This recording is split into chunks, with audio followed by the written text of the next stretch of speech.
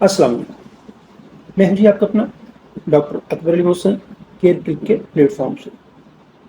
ہمارا آج کا موضوع ہے خواتین میں دودھ کو خشک کرنا۔ جی ہاں، خواتین بچوں کو دودھ پلاتی ہیں اور ایک وقت آتا ہے کہ بچوں کو دودھ چھڑانا پڑتا ہے، ایک مخصوص وقت آتا ہے۔ بہت ساری کوئی پرابلم بھی ہو سکتی ہے تب بھی، یا بچہ بڑا ہو جاتا ہے تب بھی، بہرحال ایک دن اس کو دودھ چھڑوانا ہوتا ہے اور یہ ہر بچے کے ساتھ ہوتا ہے۔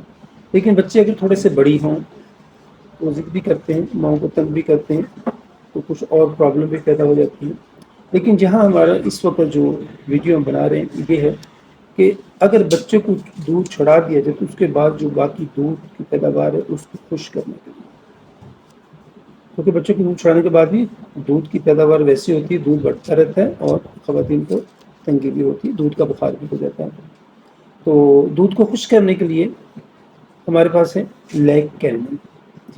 لیک کینڈم سی ایم میں ایک ہی ڈوز کافی ہوتی ہے اور اس سے دودھ بننے کا عمل ختم ہو جاتا ہے اور جو دودھ ہوتا ہے وہ خشک ہو جاتا ہے اور کوئی تکلیف پیدا نہیں ہوتی۔